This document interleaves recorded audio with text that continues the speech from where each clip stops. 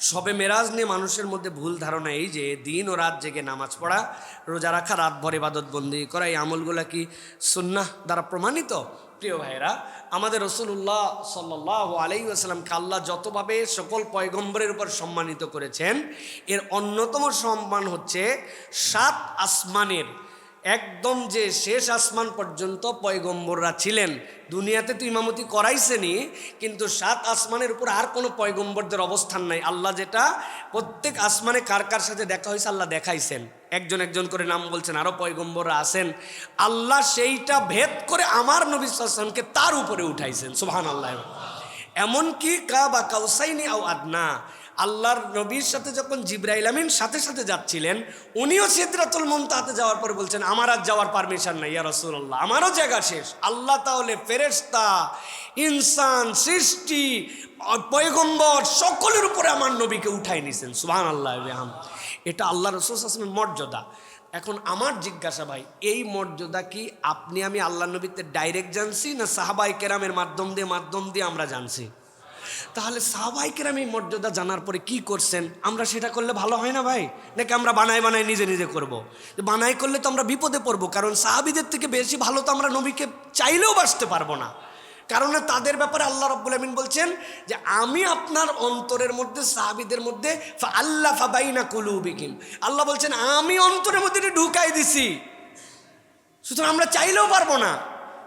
আমার বক্তব্য হচ্ছে এই যে আমরা শবে মেরাজের নামাজ, শবে মেরাজের রোজা কোত্থেকে বানালাম ভাই? আল্লাহ নবী সাহাবীরা যদি করে যান তাহলে আমরা করতাম। নিসফু মিনাশ শাবানে সাহাবীরা করছেন, আল্লাহ নবী বলে গেছেন আমরা করি। লাইলাতুল কদরে আমরা করি, বেজর রাত্রে আমরা করি, কেননা আল্লাহ রাসূল জানাইছেন। এখন নবী করিম সাল্লাল্লাহু আলাইহি ওয়াসাল্লামের মেরাজ অনেক মর্যাদার, বিরাট সম্মানের, এই জন্য আমি এটা করতেছি। হলো না তো ভাই, তাহলে শরীয়তটা আমি বানায় ফেললাম। এই জন্য সবে মেরাজের আলোচনা থাকবে, এটা জানাতে হবে এটা আমার নবীর অন্যতম একটা সিরাতের আলোচনার অংশ। পৃথিবীকে বিস্মিত জ্ঞান করেছেন আল্লাহ, এর দ্বারা পৃথিবীর সকল বিজ্ঞানকে আল্লাহ রাব্বুল আলামিন এর পায়ের নিচে ঢুকাই দিয়েছেন এই মেরাজ দ্বারা। এটার প্রতি ঈমান আনা, এটার প্রতি বিশ্বাস করে এটার আলোচনা করা, এটা আমাদের সমাজের মধ্যে জানানো জরুরি। কিন্তু এর জন্য নামাজ, এর জন্য রোজা, এটা সুন্নাহ দ্বারা প্রমাণিত নয়। অতএব আমরা ডেট তারিখ নির্ধারণ করে এটার থেকে আমরা বিরত থাকার জন্য চেষ্টা করব। এটাই হচ্ছে আমাদের জন্য দায়িত্ব। আল্লাহ আমাদেরকে বোঝার তৌফিক দান করেন। সামনে আসছে শাবান মাস। শাবান মাসের গুরুত্বপূর্ণ কোনো আমল আছে কি? প্রিয় ভাইয়েরা, ইমানদারের জীবনে রমাদানের প্রস্তুতিতে সবচেয়ে গুরুত্বপূর্ণ যে 2টি মাস, সেটা হচ্ছে রজব এবং শাবান। আল্লাহ নবী সাল্লাল্লাহু আলাইহি ওয়াসাল্লাম কর্তৃক প্রমাণিত। নবীজি দোয়া করেছেন আল্লাহুম্মা বারিক লানা ফি রজব ওয়া শাবান ও বাল্লিগনা রমাদান। আল্লাহ আমার রজবে বরকত দেন, আমার শাবানে বরকত দেন, আমাকে রমজান পর্যন্ত পৌঁছান। হাদিস দ্বারা প্রমাণিত রাসূলুল্লাহ সাল্লাল্লাহু আলাইহি ওয়াসাল্লাম পূর্ণ রজব, পূর্ণ শাবান আল্লাহ নবী রোজা রাখছেন, একদম পুরাই নবী করিম সাল্লাল্লাহু আলাইহি ওয়াসাল্লাম রোজা রেখে দিতেন। এই জন্য আমাদের জন্য রমাদানের আগে এই মাসের মধ্যে রোজা রাখা আমাদের জন্য সুন্নাত। এটা 1 নম্বর আমল। কিছু না পারলেও সোম, বৃহস্পতি, 13, 14, 15 আর নিসফু মিনাশ শাবানের তো একটা রোজা আমরা পাবোই। সুতরাং এই রোজাগুলো আমাদের জন্য রাখা দায়িত্ব। 2 নম্বর, মেয়েদের জন্য রজব মাসের, শাবান মাসের আমল আছে। কি আমল? হযরতে সাহাবায়ে কেরাম যারা ছিলেন সালাফদের থেকে বর্ণিত যে কোনো মেয়ের যদি বছরের রোজা কাজা থাকে, যে রোজাগুলো সে রাখতে পারে নাই, সে যেন শাবানের মধ্যে সবগুলো পূরণ করে নেয়, কেননা আরেকটা ফরজ তার সামনে অত্যাসন্ন। এই জন্য হিসাব করে মনে করে যে আমার কোনো ফরজ রোজা ছুটে গেছে কিনা। এই বছরের মধ্যে কোনো রমাদানে কারো সন্তান হয়ে গেছিল, নেফাসের রোজা তার বাদ গেছে, হায়েজের কারণে তার রমাদানের রোজা বাদ গেছে, কোনো কারণে রাখা হয় নাই, স্মরণ করে এই রোজাগুলা আদায় করে ফেলা 2 নম্বর আমল। আর 3 নম্বর, আল্লাহর কাছে বেশি বেশি বরকতের দোয়া করা, যে আল্লাহ সামনে যে আমার মহান মেহমান আসতেছে তাকে যেন আমি কমপ্লিটলি রিসিভ করতে পারি। আল্লাহ আমাকে সুস্থ রাখো, আমাকে আল্লাহ রাব্বুল আলামিন তুমি এই রমাদানের পূর্ণ ফায়দা দান করো। আমাদের অনেক সালাফরা এই কথা বলেছেন যে রমজানকে টার্গেট করে কেউ যদি শাবান মাসে ডাক্তার দেখায় আর এইটা নিয়ত করে যে আল্লাহ আমার এই শারীরিক সমস্যা আছে, রমজানে যাওয়ার পরেও গ্যাসের একটু প্রবলেমটা অনেক দিন চলতেছে, অ্যাসিডিটি আছে শরীরটার মধ্যে, যাতে আমার হাঁটুর মধ্যে একটু ব্যথা আছে, আমাকে তো তারাবি পড়তে হবে, কিয়ামুল লাইল করতে হবে, রোজা রাখতে হবে, সে যদি ডাক্তার দেখায় এই নিয়ত করে যে আমি রোজাটা যেন সুন্দর করতে পারি, আল্লাহ তার এই ডাক্তার দেখানোর মধ্যে বরকত দিয়ে দিবেন।